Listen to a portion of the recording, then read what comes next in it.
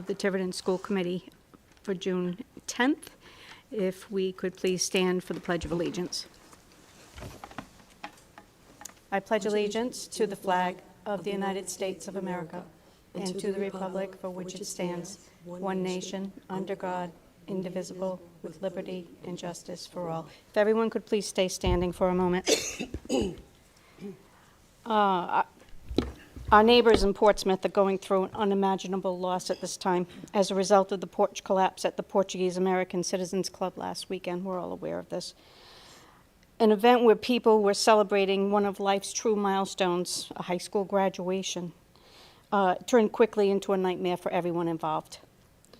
In remembrance of the Portsmouth High School student who was killed in the collapse, and with continued concern for those who were hurt, I ask everyone here to observe this moment of silence to support those who are going through so much at this time.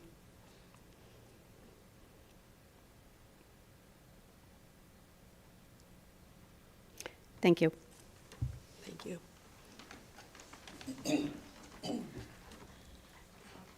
Okay, we have no one signed up for open forum this evening, so we will move right into special recognition. I apologize. First up, we have Mr. Bill Phillips and the Tiverton High School Carpentry CTE students. And we would like to recognize them for the hard work that they did creating the sign for Pocasset Hill Cemetery. And this is being put on tonight's agenda at the request of Mr. Bob Sedoma, who's the chair of the Tiverton Cemetery Commission. So, Mr. Sedoma, do you have anything you'd like to say? Yeah, I would. Please press the button on the microphone. First of all, just Press the so button. everybody knows, hey, my name is Bob Sedoma. I'm the chairman of the Pocasset Hill Cemetery Committee. I'd first like to thank you all for allowing me to be here tonight. Back in October, we discovered that we needed a new sign for the cemetery. The old one was it's seen its better days. So one of the people on our committee, Dana Kurt, suggested that we contact the Tiverton High School woodworking class to see if they'd be interested in doing this. Jared Romano, who's our superintendent, stated that he knew Mr. Phillips and that they would contact Mr. Phillips to see if they would be interested in making the sign. Well, they did make the sign. It came out better than we could ever imagine. And I just think that Mr. Phillips, and he has a list of the other people that are involved in this that I know he's going to bring up, but I just feel that the town needs to know that, and the residents need to know that this was a town project. It was just fantastic work. The students did excellent work, and we could not be any happier or prouder of the way the sign came out. And we would like to we'd just like to thank Mr. Phillips and everyone involved who made the sign. Thank you very much.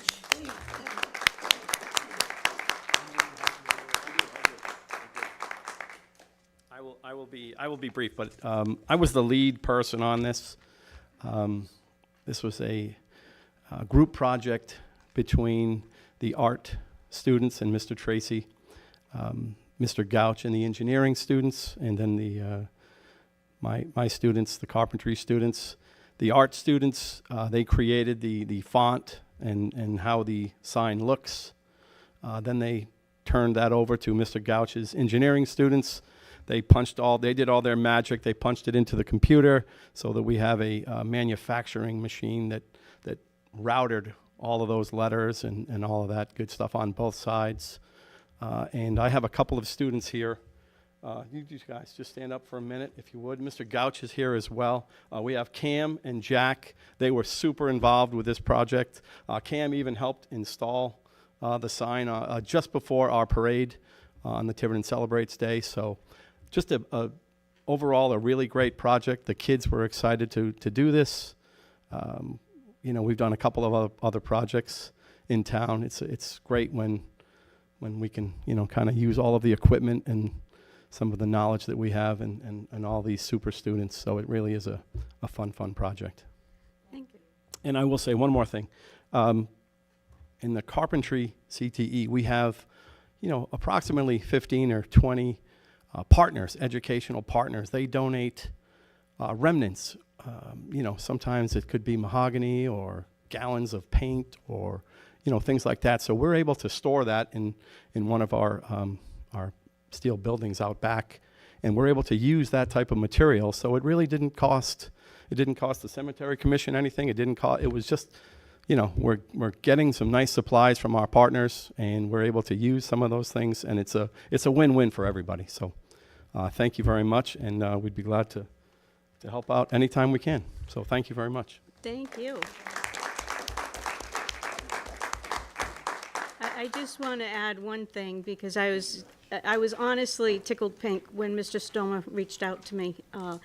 We should be, our schools obviously are the lifeblood of our town. And our students here, today's students, our students in the past, and I expect our students in the future, we have a long history of giving back in so many ways from the kids that have gone through our system. We should celebrate them every chance we get. So I invite anyone. I understand you guys have done so much work in this project and several others as well. Just please keep letting us know so that we can spread the good word.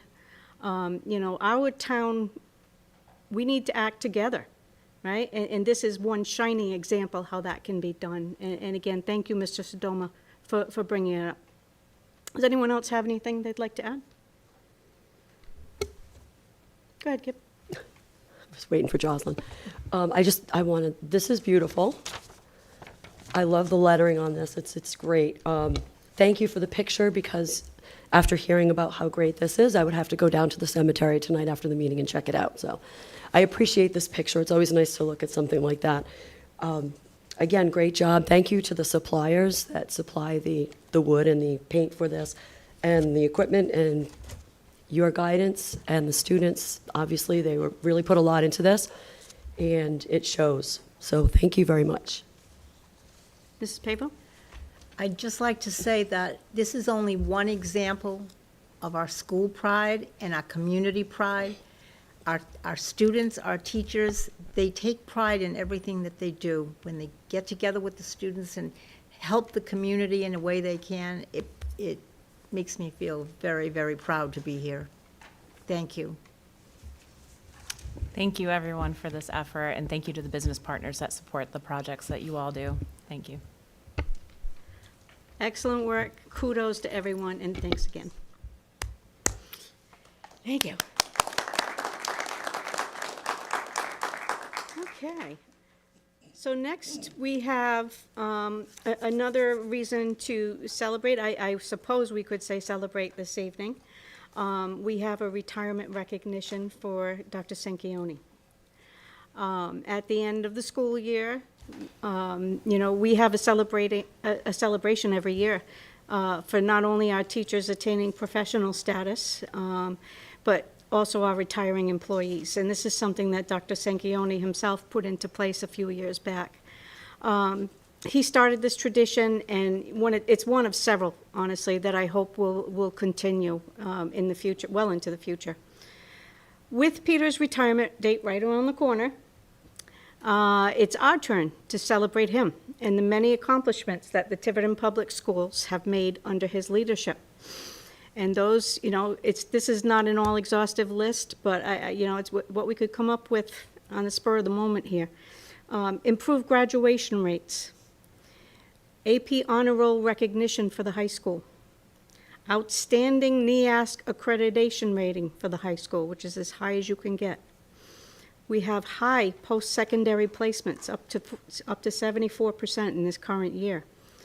We've had an unbelievable expansion of our AP course offerings, which give our students the opportunity to earn college credits in advance of their actual college career. We have our Fort Barton Blue Ribbon recognition that came upon during his tenure. We've seen standardized testing improvements.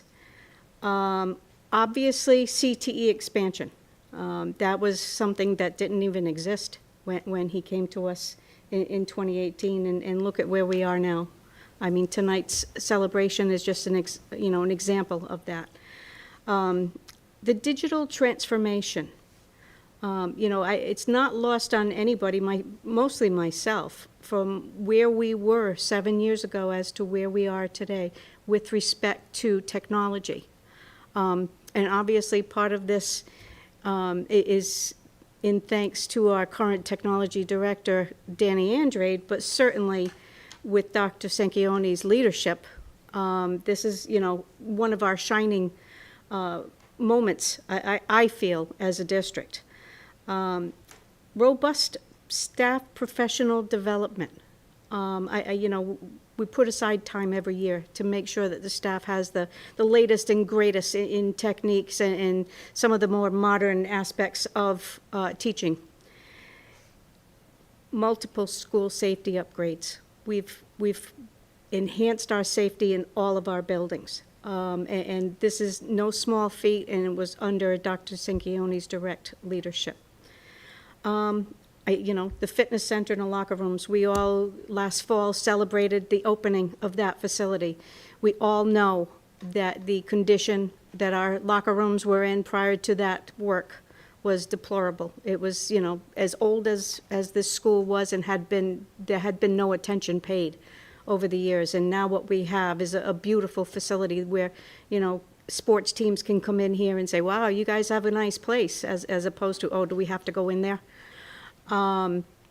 We have a strong collaboration and partnerships with both unions, and that's something we've enjoyed for a number of years now, and that is thanks to Dr. Sanchioni's leadership.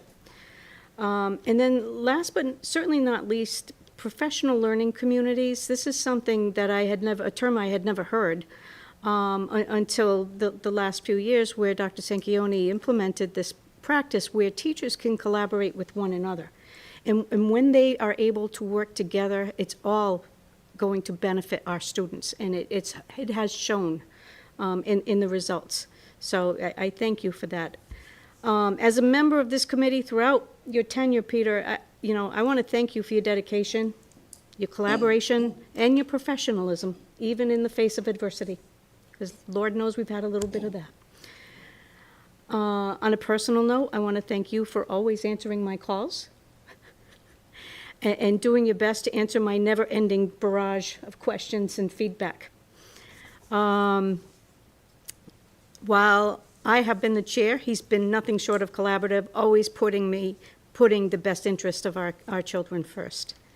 So to wrap it up, congratulations on your retirement. Thank you for serving our schools and their children. I wish you nothing but best in the future.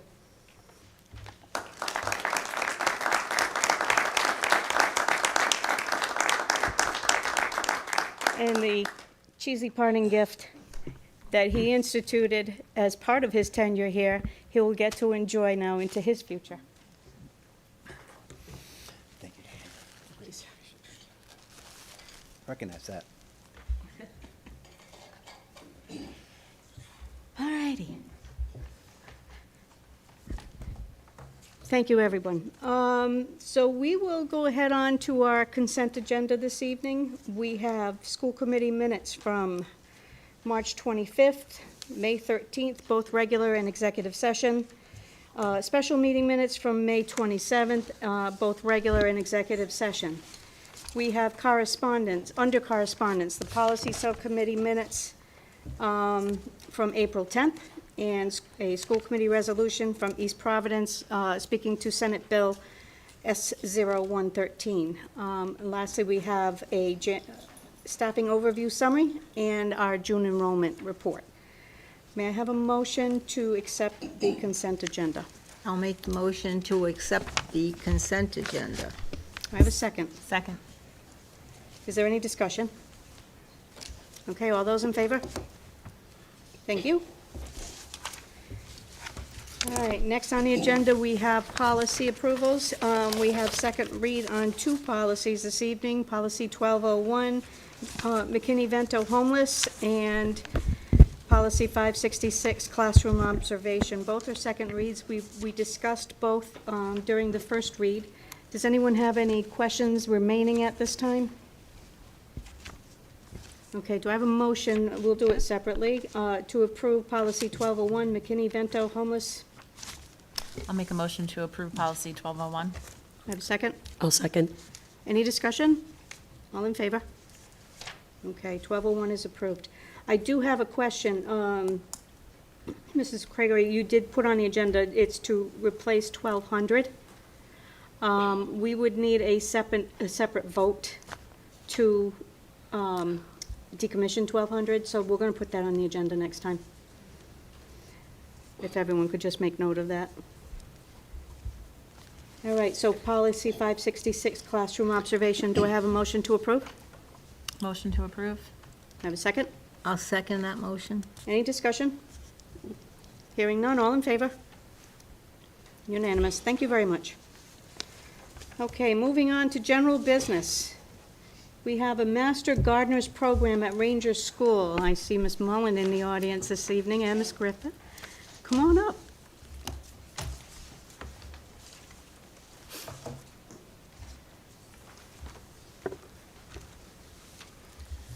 Hi. So Christine and I wrote a grant at the beginning of this school year, and it was an NEA Foundation grant, and we were successful in the grant writing. And as part of the grant, we were going to become master gardeners. So URI offers a course, and we took the course. We started in January. It ended at the end of May. And once we complete our volunteer hours, we will officially be master gardeners. So we just have our volunteer service hours to finish, and then it will be official. But we did this with the goal of creating a school garden at Ranger School. And so we have the funds to create a school garden, and so we have some plans. But part of this started, we want to teach the kids about growing their own food. We want to teach them about pollinators. We want to teach them about plants, plant structures, vermiculture, and things like that. And Amplify Science has at least one unit in each grade that lends itself to outdoor learning, a garden classroom, and things like that. And Christine has done some of those things with her kindergartners. You want to share some of the things that you've done? We, between the two kindergarten exterior doors, we have a small area where we have planted different types of milkweed plants. And so we observe, some years, the monarch caterpillars that go into the metamorphosis, and they come out as monarch butterflies. So that's wonderful for the kids to see that hands-on part of it. We would like to expand so that we are including more native plants. In addition to some fruits and vegetables, maybe a sensory garden. Yep, and we'd like to make, so we plan on getting some raised beds. And it's really funny that Mr. Phillips and Mr. Gouch were here because we met with them and talked with them about building a structure around the raised beds because Ranger School has a lot of native fauna and friends in the back. So we see deer and gophers and turkeys during the school day. And so we know that if the students Current tuition. Yep, and some of that fund balance is being used to offset the FY25 deficit as well.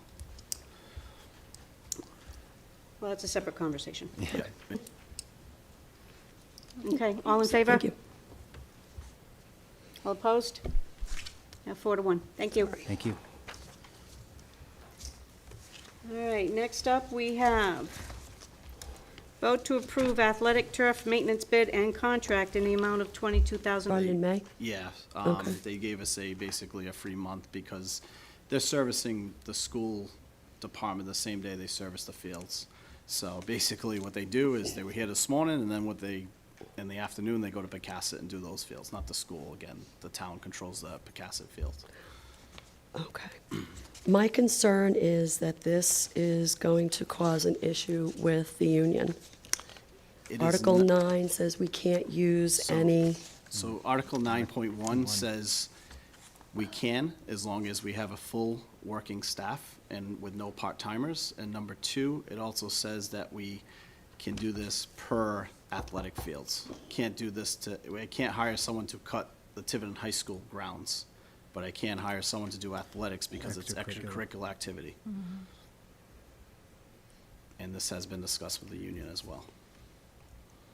And they're in agreement with this? They haven't came They back haven't and filed, complained, yeah. they haven't filed, I explained this to them. That's why it was off the table last time. I wanted to give them the consideration of explaining this to them, how we see 9.1 and how this is not taking away jobs. It's really helping them do other tasks and get other tasks done. In the buildings. Unfortunately, I can't pay overtime and hire someone at $22,000. You know, basically a step one custodian would be about 26 and change, plus benefits, medical, pension, all that good stuff.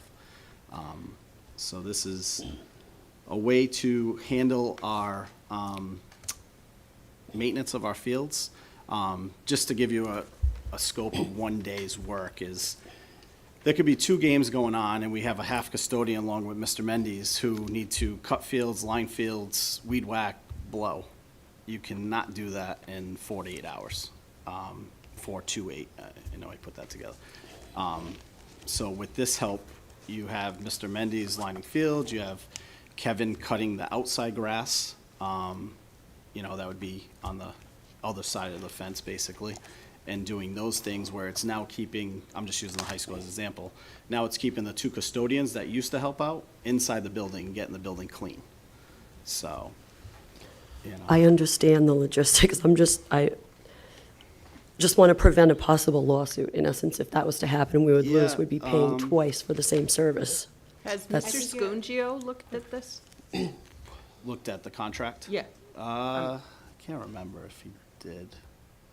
No, but if I may add, I did speak to Attorney Napolitano Silvio. Oh, and- okay. And he looked at it, and we pointed out the 2 covenants that Brendan's mentioned about all staff working at full capacity and extracurricular activities allow us to do this. And he sort of nodded to us. I can't guarantee they're not going to do anything, but I didn't get a sense they would. And then secondly, just to remind the committee that last year during FY24, when we made budget cuts, we had a full-time outside guy, you may recall.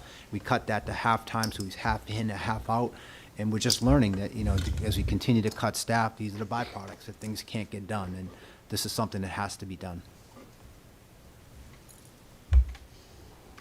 Okay. The one thing I do want to point out is, it's been said on several venues,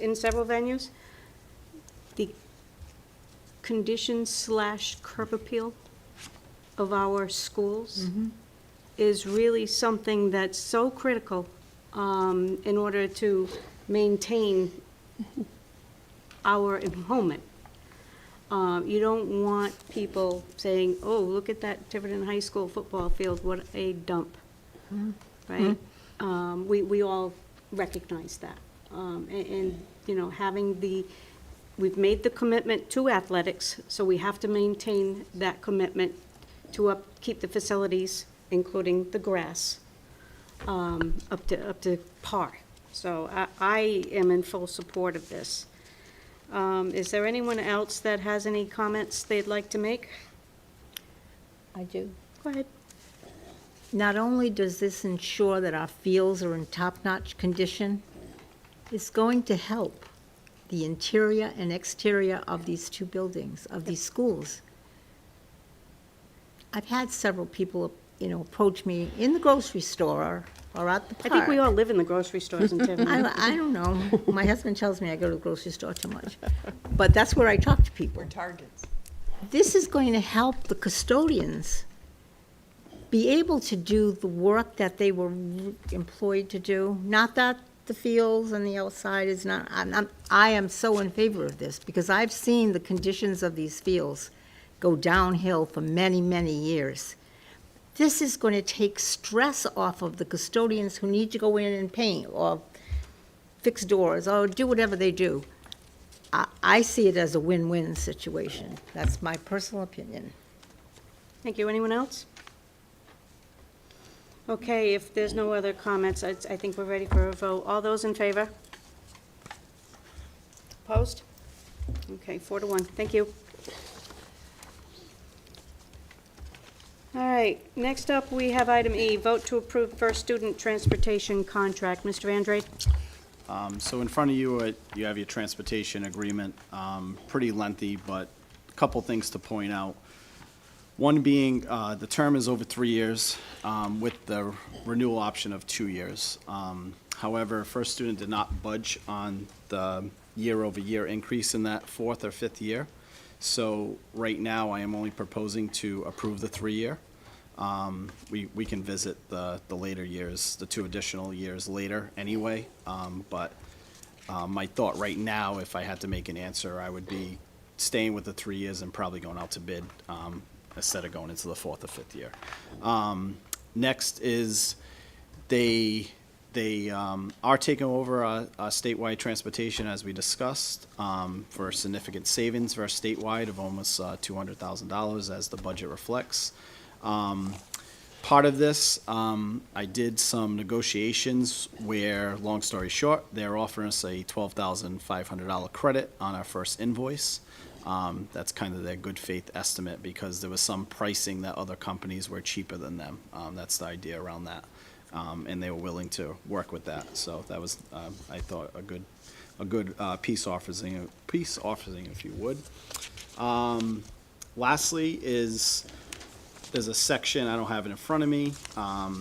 There's a section, not lastly, but another piece is a section where school committee and the administration has final say on routes. They have to present us routes 30 days before the start of school, and we have the final say on those routes. So hopefully in August, we can have them in front of you to discuss those routes, and we can make a final decision before the start of school on those routes. We can do it a little early if they get them done, but that's just what the contract says right now.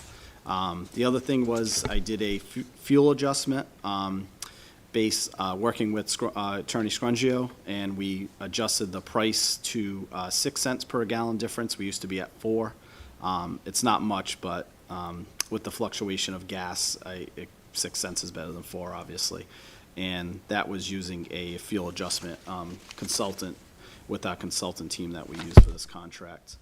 And then lastly, another win, I would say, is for statewide transportation, which they consider out-of-district transportation for special education. They want to use a minimum of 6 hours, and I adjusted that down to 4 hours.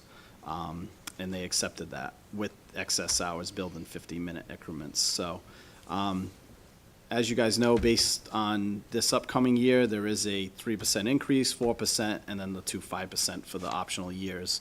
But with all the savings, one being bringing statewide in-house, along with some route consolidations, one being Pocasset now hosting both pre-Ks next year. We're down to 1 bus, so that eliminates a bus, that eliminates a monitor. That was a savings of about $60,000 for the year.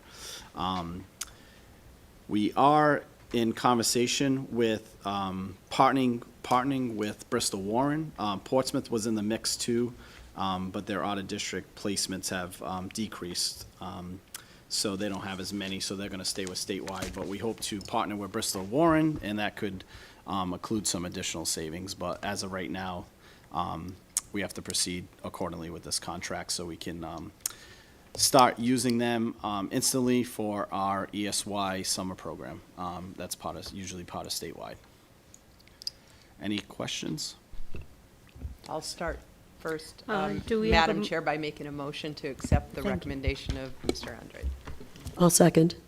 Okay, now we'll open it up for discussion. Jocelyn, do you have anything? Yes, so I'm looking at section 6.1. Contractor shall furnish district a complete route map 15 days before the first day of school, and then we reserve the rights to establish final schedules. That's a pretty tight window of time. Yeah, as I mentioned, they kept it there, but they promised us to do about 30 days. Can we get that in writing? I can ask them. Yeah. Yep. I think, given the changes that we're realizing with our schools, I would hope that we can find some savings and some route consolidation. Yeah, I'm sure they have no problem changing that. They've accepted everything that Attorney Scrungio and I have done. Thank you. And understand, right, if we go up to 30 days before the start of school, this will mean that we would need a second meeting in July. Because now we're backing into July for that 30-day window. And I don't have a problem with meeting twice in July, but just so you know, we typically have one meeting in July as opposed to two. So let's see what we can work out with them, Brandon. Absolutely. I know it's something that we had all been hoping to have, is that meeting with Yeah. them and with the redistricting to realize some savings. Yep, yep. Anyone else?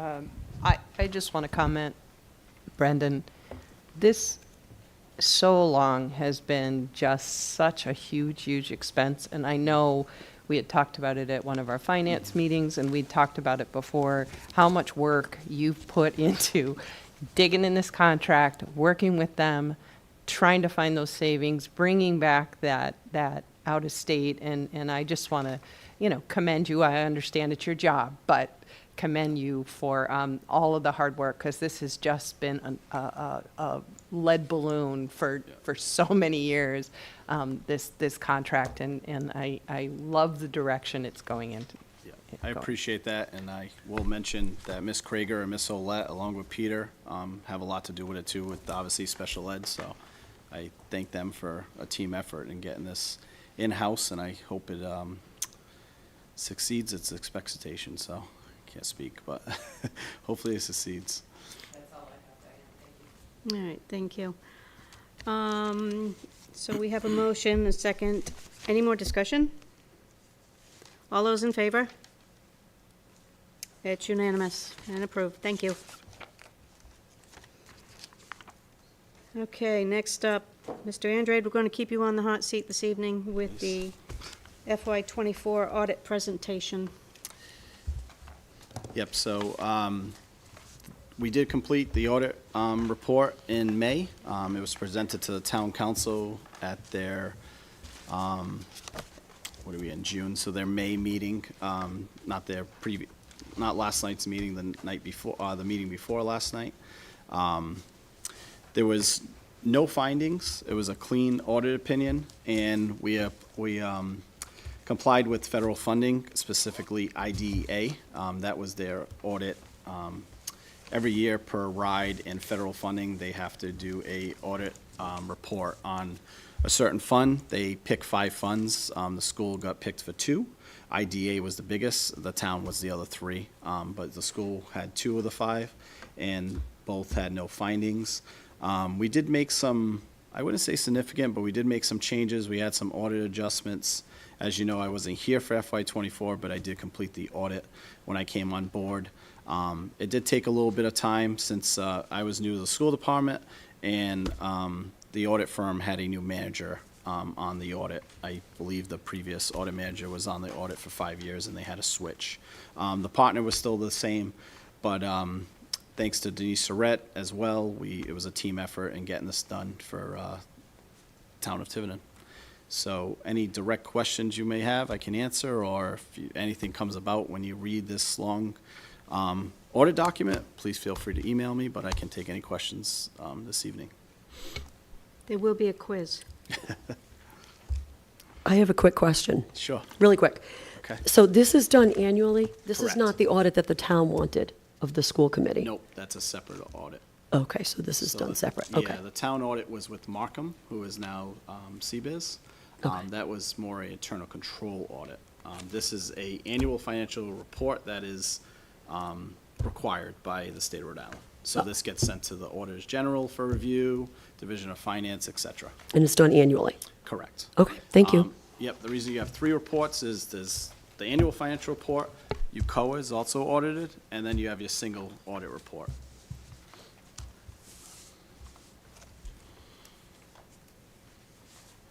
I did, and I have looked through these documents online, so I don't have any specific questions right now, but I did speak with Town Administrator Jones after they had the presentation and asked him, in the future, perhaps give us a heads up so that we can be there and perhaps ask questions of the auditors themselves. I feel that, where we are basically spending, 2/3 of the town's money, that, you know, to be left out of that entire process, I don't think really sits that well with me. So I'd like to, for us to, you know, have the ability to go and ask the questions when they make that presentation. And he agreed that that's probably a good idea. So hopefully next year we can make that happen. But, great job, sir. I know it was your first year and it was a difficult one for you. But you, again, working collaboratively with the town's treasurer, which is, you know, a big win. Got us over the finish line with this, so thank you very much. All right, next on the agenda, year-to-date, May 2025 budget versus actuals. Brendan, you again. So, not much change this month, finally. Obviously, June's our final month of fiscal year '25, so we're at the end. So real quick, and then I can answer any questions if there is any. But year-to-date spending's $32 million, about 86% of the FY '25 projected budget. The usual areas are the primary increases. Right now, we have a month-over-month projected deficit, which was flat, and the year-to-date is, the year-to-date is $780,728. However, if you watch previous school town council meetings, along with being in front of you folks, I am projecting a shortfall a little higher than that of $850 to $900, which is still approximately about 50% less than the initial shortfall in September, following the conclusion of FY '24. So any questions, I can take those. Just thank you again for the, you know, the good work putting this together for us and providing the town with really an increased level of transparency around the school district spending. And again, kudos to the district for monitoring things and really holding the line on spending this year. I know it's been difficult, so I'm looking forward to July 1st. At what point, understanding that the audited financials are going to take a significant amount of time, right, for FY '25. We just got FY '24 Yes. today. At what point will you have a level of comfort that you can say X is the final deficit for FY '25? I never like to do that with audited financials, but we'll probably have a good handle by August 1st. Yeah. Yeah, we gotta figure out accruals, especially as I mentioned, the summer program, et cetera. Because even though school's ending, summer ESY program continues, so, so yeah, August 1st or August, you know, say 15th, hopefully. So we will have to, you know, I'm just looking down the road for when we'll need to meet with the town again Yes. to discuss how we are going to respond to the FY '25 deficit. Correct. The FY '26 budget will begin on July 1st, and so we will no longer be talking about a deficit on an ongoing basis. At least, I hope not. So again, thank you very much for this. Good to see that we haven't had any unexpected changes this month. Anyone have any questions? No? All right, thank you. We are moving through this. All right, Mr. Andrade, last one, FY '26 budget update. So nothing in front of you this evening, just a brief update. Last night I went to the town council meeting. They approved our capital request in the amount of $312,605, so I thank them for that. That is helpful to offset FY '26. They did make it known that they do want to do away with this type of capital request in the future. I am hopeful that we do. It might be difficult to do it instantly because you're taking $300,000 really out of your operating and kind of going right into a deficit quickly. But hopefully, we're able to do that at a lot less scale. I can't really speak until we start doing the planning again. I've done a little planning, but obviously things have changed and we're still in negotiations with Council 94. And the preliminary, basically not the preliminary, but the second round of the budget was approved, and now we have to wait for the third round, which is part of the state of Rhode Island. Yet last night was the charter review approval, essentially. So we're still at the 3.5%. We balance our budget today with the approval of capital. We had a lot of layoffs, but we're moving forward. So we hope to have we'll say a final budget in front of you folks at the July 8th meeting, I believe it is. The next meeting, which I think is July 8th. And you would have 30 days after the state of Rhode Island adoption. We do have to adopt within 30 days of that, so. So the state of Rhode Island's adoption needs to happen before June 30th, right? Correct. So I'm we pretty will sure. have the month of July to Yeah. quote-unquote tinker around with the line items per Yeah. se and set our final line item budget at that time. I do want to, express my thanks to the town council for giving us these capital funds for the second year, for our technology needs. And I also would very much want to see us get away from that practice as quickly as we can. I'm not in favor of it. I think that it's, these are not special one-time purchases any longer, right? Technology is an ongoing expense for any school district, including our own. And it's something that we have to be able to build into our operations and our operating budget as really an important part of education. So we'll start working on that as we go forward in this next year. Does anyone else have any comments for Mr. Andrade on this, or questions? No, and thank you for attending that meeting last night. I know it went a bit late, so appreciate that. Okay. Next up, we have vote to approve potential changes to Article 11 of the Tiverton Charter. So I ask that this be placed on the agenda. The Charter Commission is currently meeting on I think they're going to be stepping it up to bi-weekly meetings going on for the next several months. I went to their meeting last week, I think it was, and asked them, how do we interact with you? How do we perhaps make suggestions for the Charter Commission to changes to the charter, et cetera? So I have an appearance in front of them scheduled for July 1st at their meeting. It'll be at the Tiverton Library. What I would like from all of you is and I did include this in your package, is the current provisions as they pertain only to the school department.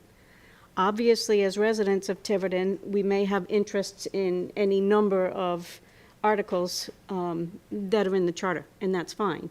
If you have suggestions that you would like to make on other articles, as citizens, you have the ability to attend their meetings and make those recommendations. But I felt that as it pertains to the school department, that if we have, as a body, any changes that we would like to propose, that we do that collectively. For example, and this is something I think I proposed the last time, but it never made the priority list, and as such didn't go through. In the first school committee section, again, this is just an example, right? Talking about the last sentence, the school committee shall annually elect a chair, vice chair, and any such officers as they deem appropriate. Well, we all know in practice it's not annual, it's biannual, right, just after the election. So I would like to, suggest perhaps that we recommend that the language be changed there, something more akin to, in line with the biannual elections. So I know that we haven't, spoken about this before now. Does anyone have anything off the top of their head that they feel that we should focus on as changes, or are you all good with what you see?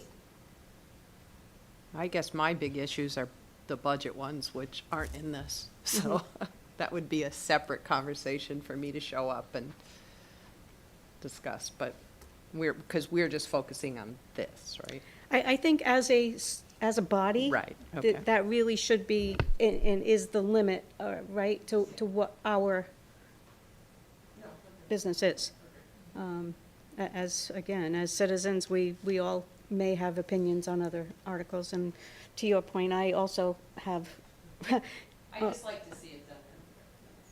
Yeah, and that's definitely one of those items. You're right, that's outside of this, right? Right.